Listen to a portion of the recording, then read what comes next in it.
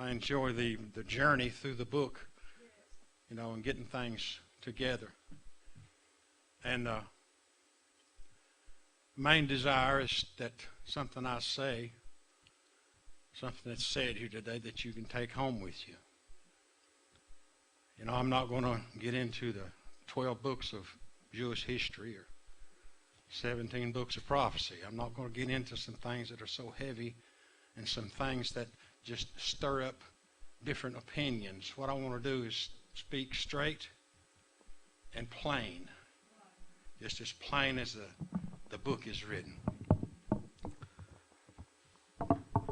We'll get this together in just a minute.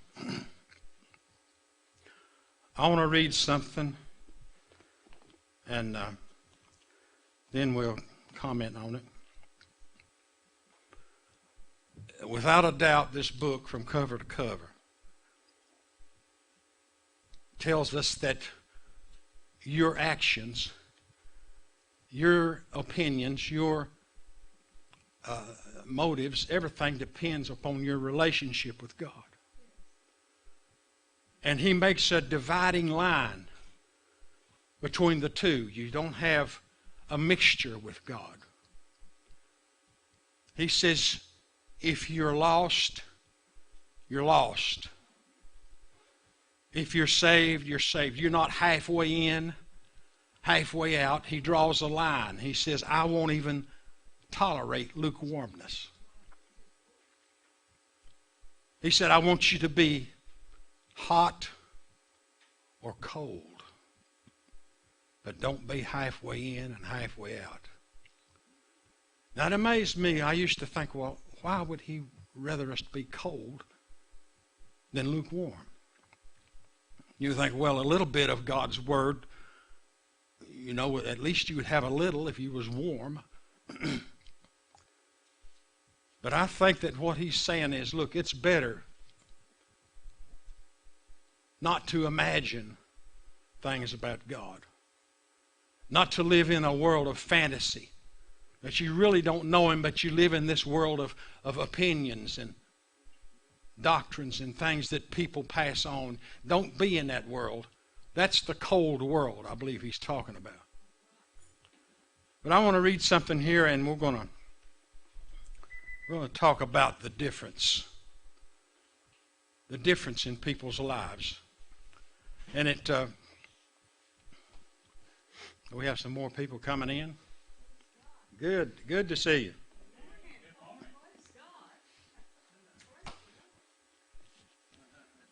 Good to see everybody.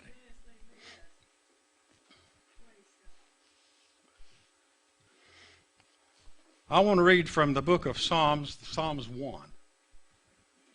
And I want to establish a difference between knowing God and not knowing God.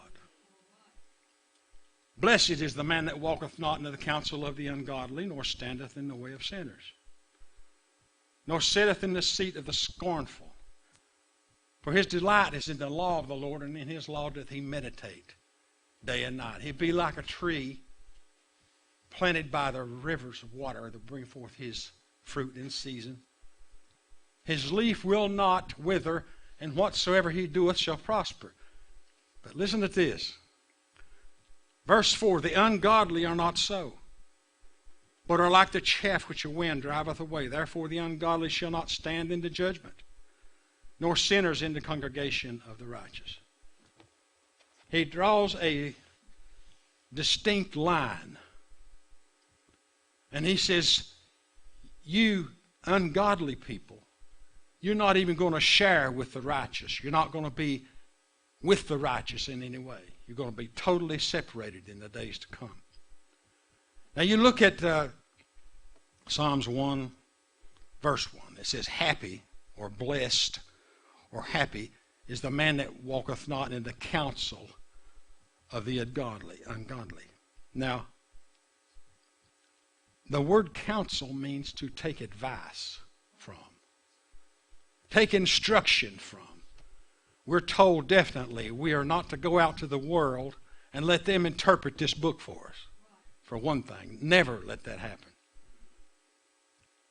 But we're also instructed that you don't take any kind of counsel or a person that is a part of God's family don't need to go to an ungodly marriage counselor to get their marriage together.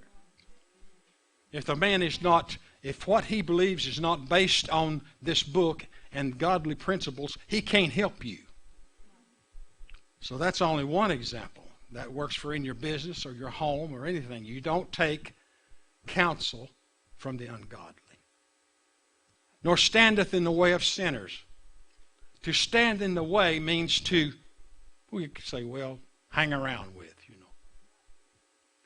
You don't go to the bar on Saturday night and go to church on Sunday and expect to have a revelation of God. It don't work that way. I know I've lived that life. I've lived in the bars and the nightclubs, and I can tell you one thing. It's as totally different as night and day. And you're not going to mix the two.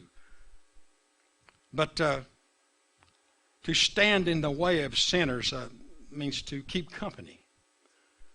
If there's something that makes you more comfortable with the sinner than you are with the church, there's something wrong with your relationship. I would rather be in a church with 5 people in it than a nightclub with 10,000. I don't relate to that life anymore at all. But that's what he's saying. He said, don't keep company with the sinner. You don't sit in the seat of the scornful. I looked that word up months ago. I might have mentioned it in some other teaching. To scorn somebody. It means, in the Hebrew, it means to say, I have no need of thee. That's awesome, ain't it? It's to look at somebody, it's a pride thing. It's to think that you're better than somebody else, and you look at them with the attitude of, I have no need of you whatsoever. You mean nothing to me. You have scorned that person. But you don't sit, it says, to sit in the seat of the scornful. It says that your delight is in the law of the Lord. To delight means that you enjoy. And the law of the Lord now is this book. It's not just the 10 Commandments, but it's the law of the Lord, His mind in this book. You enjoy doing what's right. And you enjoy being around people that do what's right. And you meditate on the Word, it says, day and night. Now, every decision that you make, deep down in your heart, you're saying this. Is this pleasing to God or not? That's what it is to meditate on His law day and night. You consider His opinion, His word in every decision you make. Then he says, you're like a tree planted by the rivers of water. Now, a tree planted by the river is constantly nourished. This is not a in and then off thing, and not in and out thing. It's you're in or you're out. You're planted by the river or you're planted somewhere else, but you're planted where you're going to get nourishment from the Word of God. And that's just symbolic. I know it's symbolic, but you understand what he's saying. And it says that you will bring forth your fruit in its season. Now you won't always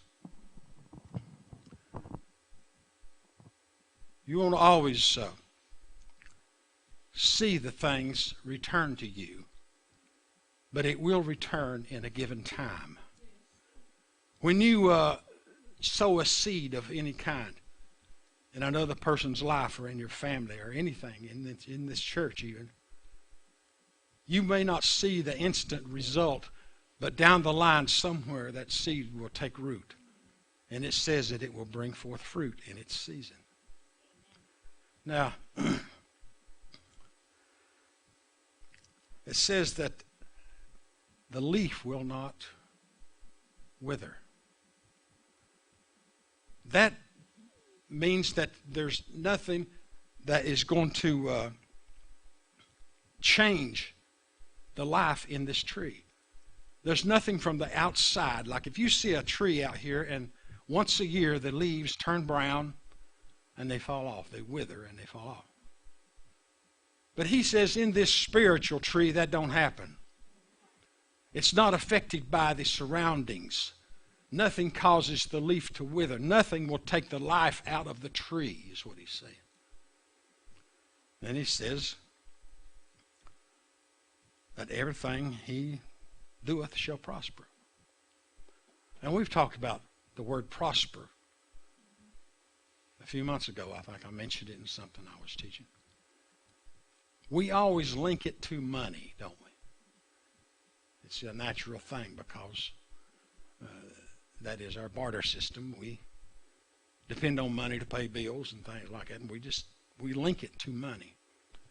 But in reality, the word prosper came from the old sailing ships. The captain of the ship would sail directly into the wind.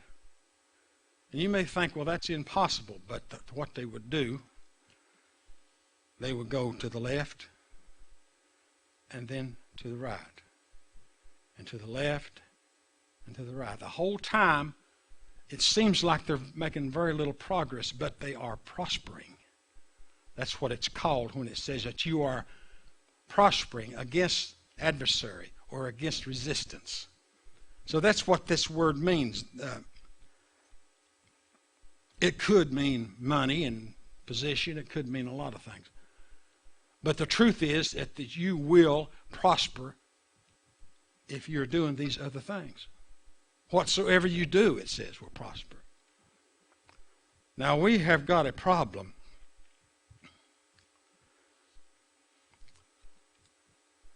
That very seldom is mentioned. And it begins down here with verse 4. And it says, the ungodly are not so. Not so what? None of these things in these first 3 verses apply to him at all. The ungodly is not so. He cannot lay claim to any of these things because he's not fulfilling the obligation of the Word of God. There's things that are expected of us in order to walk in this prosperity that he says. To always have your fruit in your life. There's things that we depend upon, things that we are responsible for. And he says that this is not true in the ungodly. He says he's like the chaff that the wind carries away. Now that is relating to a threshing floor.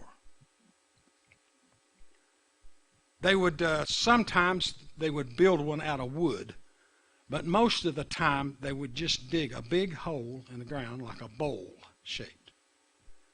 And they would pack that dirt down real hard and bank up around the edges. So if you got down in that hole, the wind blew above your head. It didn't hit you, it blew above your head. And they'd take the wheat and they'd cut the stalks and they'd beat it on the ground, or they'd beat it with a stick and get the wheat off and put it down in this threshing floor. Then we'd take a wooden bowl of some kind and they would dip into that wheat and they'd throw it up in the air. And the wind would blow away the husk, the outer little husk that covered the wheat, and the wheat being more heavy would drop back down into the floor. So it says that this ungodly man is like that husk that is blown off of that wheat.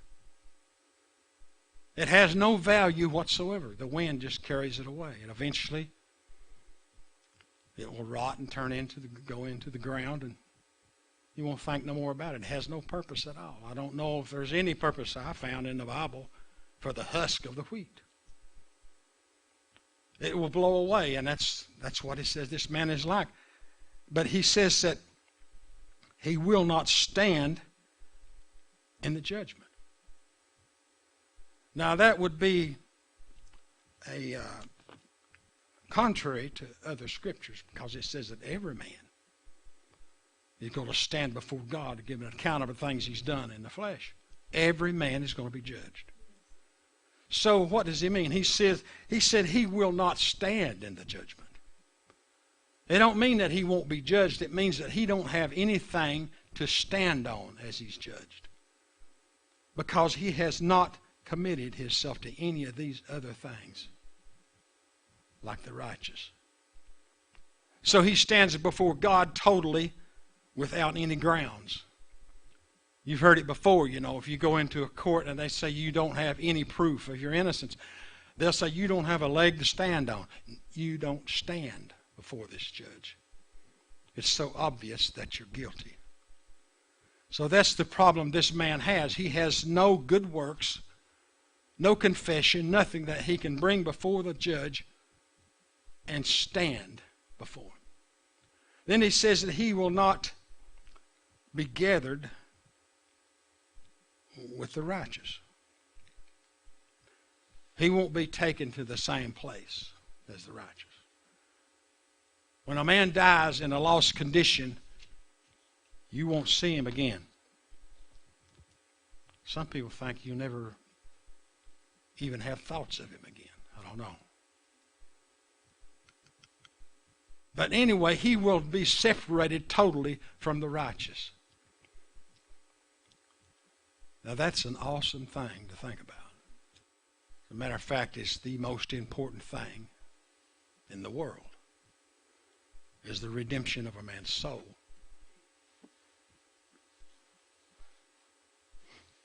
Whew, it's really hot up here, Gladys.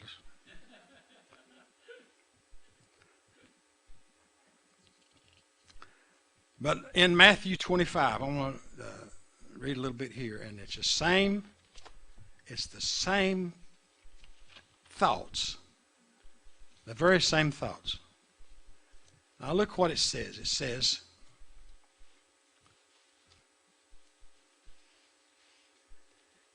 Matthew 25, we begin in 32. It says, talking about Jesus, and before him shall be gathered all nations, and he shall separate them one from another, as a shepherd divideth his sheep from the goats. Now the sheep will be on the right, and the goats will be on the left. I remember a friend of mine one time had an idea that she was going to buy her grandchildren some little baby goats. They were so cute, they would jump around and play. The farmer told her, said, listen, don't feed them with a bottle. If you do, they will torment you every day of the world. And whatever you do, don't let them in the house, because once you let them in, they think it's theirs and they'll stay in. You can't get them out. And these little creatures are so stubborn, so hard-headed, that my friend's, the children's dad, he would just get down and take his fist and just punch them right in the head, because they wouldn't listen to nothing. They didn't care. They loved it. He'd punch him in the head, they'd turn around and butt him, So you can see the difference between a goat and a sheep. A sheep has no defenses and no offensive weapons. A sheep depends totally on the shepherd.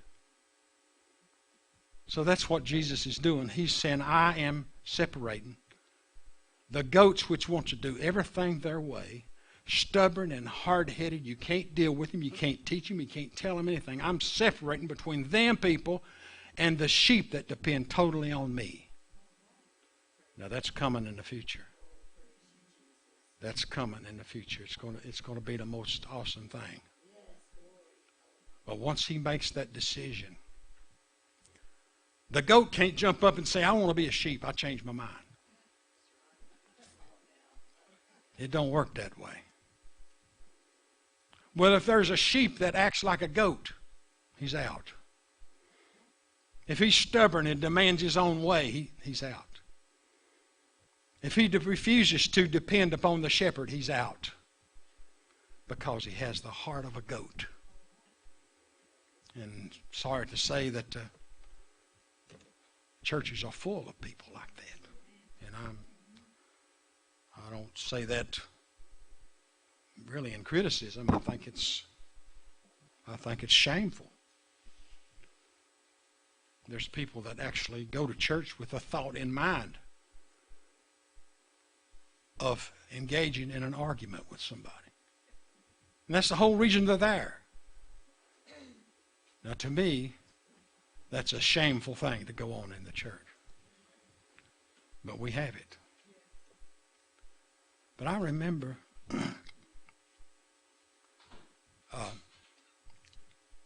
there's both of these groups of people. Now listen to this. He separates the sheep from the goats. And he says in verse 34, he says, Then shall the king say unto them on his right hand, Come, ye blessed of my Father, inherit the kingdom prepared for you from the foundation of the world. Now, why would he say that to them? This tells you why. For I was hungry, and you gave me meat. I was thirsty, and you gave me drink. I was a stranger, and you took me in. I was naked, and you clothed me. I was sick, and you visited me. I was in prison, and you came unto me. And this is the most amazing thing here. Verse 37, Then shall the righteous answer him, saying, Lord, when saw we hungry and fed thee, or thirsty and gave you drink? When saw we thee a stranger and took thee in, or naked and clothed you? Or when did we see you sick or in prison and didn't come to you? It's an amazing thing that these people had no idea that they were doing these things. And the answer to that is because it was a natural thing for them to do. They didn't put forth an effort. It was a natural thing for them to do. To care for the sick, feed the hungry, and the thirsty. It was built into them by the Spirit of God to do these things. They didn't even have to put forth an effort, and they didn't even recognize that they was doing it. But the fruit was there. Verse 40, And the king shall answer and say unto them, Verily I say unto you, inasmuch as ye have done it unto one of these, or the least of these, my brethren, you have done it unto me. That's where we miss a lot of things. I have met people that love God and hate people. It seems that way. I've met people, and God forgive me, I not to criticize, but I've met people, I've been in ministry over 40 years, 45 years, something like that. And I've met all kinds. And the shameful thing about it is that people speak one thing and live something else. That was hard for me. When I first became a Christian, that was a hard thing to deal with. I knew a couple of people, and I liked them, got along with them good. They would shout, they would speak in tongues, get up and testify, and the whole church would be shouting. But on the other hand, you couldn't believe a word they said. I had a real problem with that. They lied all the time. And I thought, well, how can we separate this? We don't have to separate it, but one day God's going to separate it.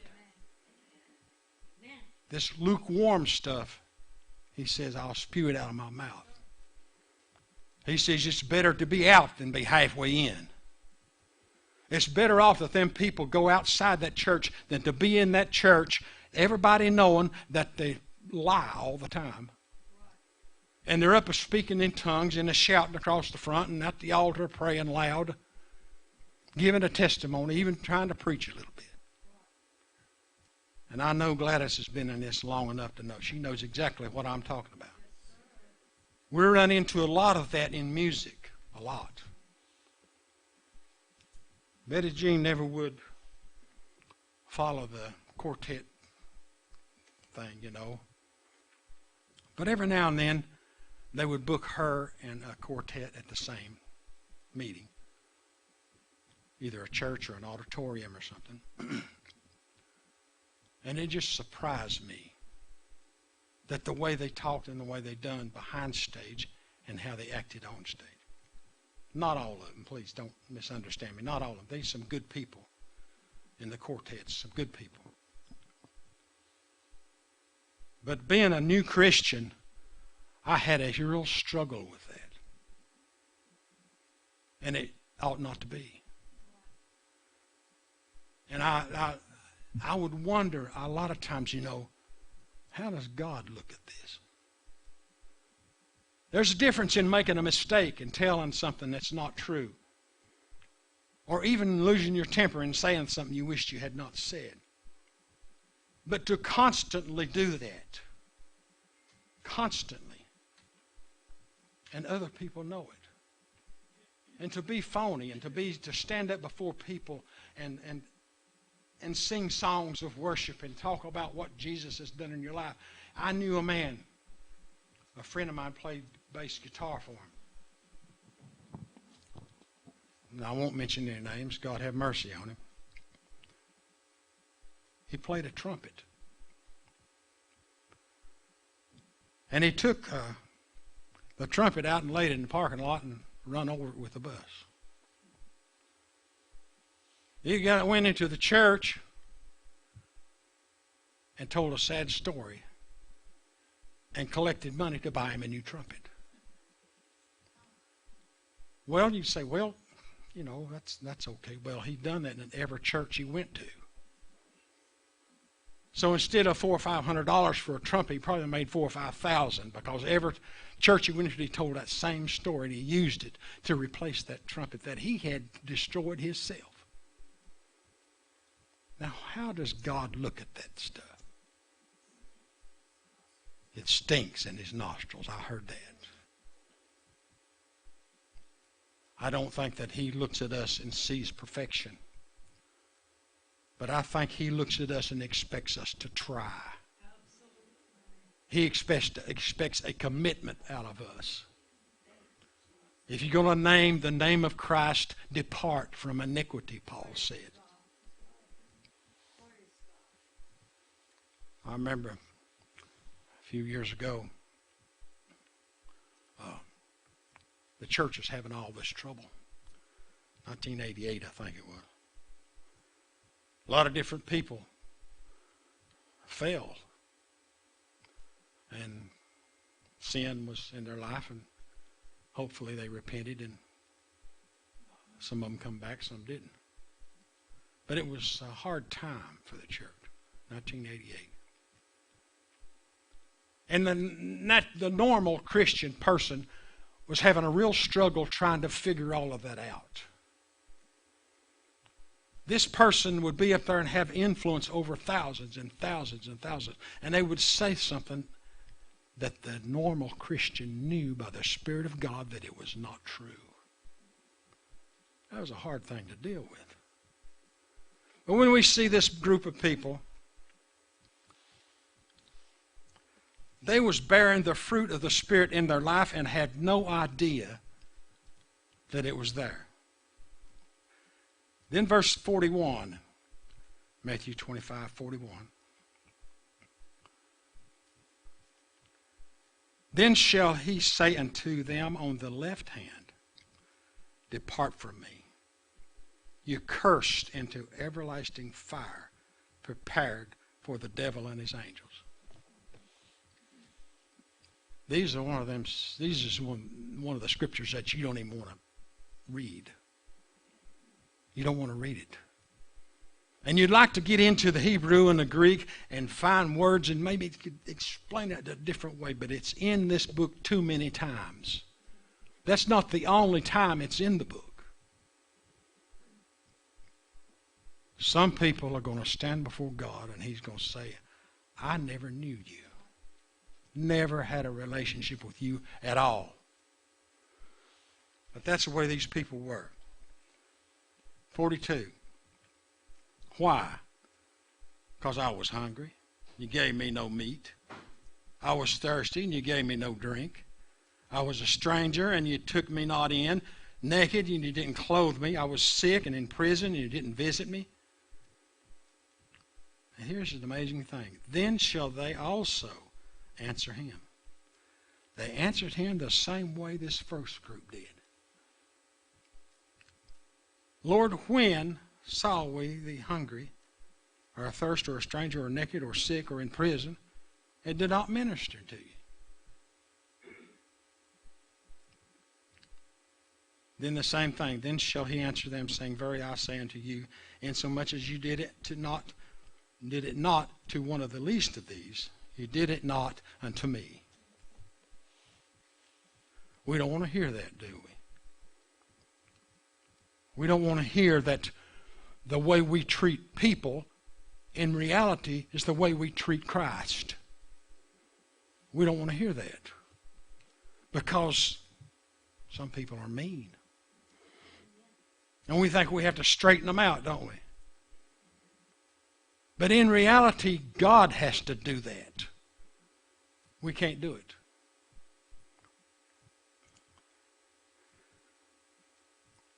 They did not know that they had not fulfilled these things in their life, just as the ones that didn't know either. Because each group was doing what was natural to them. And it was only natural for this person that did not know God not to be involved in a ministry. It's natural. He didn't even realize it, didn't pay any attention to it. You know he didn't read his Bible, may not even have a Bible. Never went near a church, nothing like that. So he was doing what the natural man does. Nothing. Nothing. But it amazed me that most of these groups didn't have an idea of their own conduct. It didn't even consider their own conduct, even if it was good or bad. Well, you can go on and on and on. And sometimes you have to quit. But what the person does,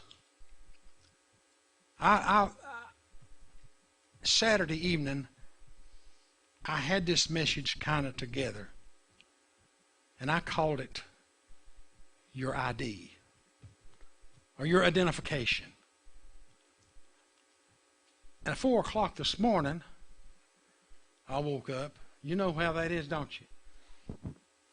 And it just didn't set right to me. So I changed the title. I called it, What You Do Is What You Are. I thought, well, that's more like it. That's more like it, ain't it? More power in that, ain't it? What you do is what you are. So we see these groups of people, they was only doing what they are. Not even realize that they was doing what they are. You can't love God and hate people. The tree will bear fruit. Every tree will bear fruit. A good tree or a bad tree. It will bear fruit. And the tree can't say, well, I think, even though I'm an apple tree, I think I'm going to grow bananas today. And it's like your life. You're not going to reproduce evil if God is in your heart. If God has changed your life, you're not going to reproduce evil. You may make a mistake sometimes, but you won't stay in it. Because eventually, you will do what you are. Well, I'm going to sit down. I think I got enough suntan up here.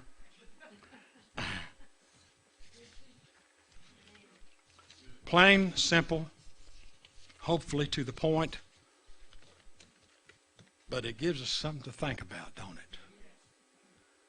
What is required of us? What responsibility do we have? Well, we can't say that we have no responsibility. And say, if Jesus wants this, he'll do that in my life. If he wants me to do this, he'll do that. No, you have a responsibility. And you'll stand before God, and you will stand in the judgment, or you will not stand in the judgment. And what causes you to stand is your decisions to act. So down through the years, I haven't found any scripture that releases the Christian from all responsibility. It's not in the book. Old Testament, New Testament, grace, mercy, whatever you want to add to it, it's not in the book that you have no responsibility. Okay, I'm going to hush. God bless you. Thank you.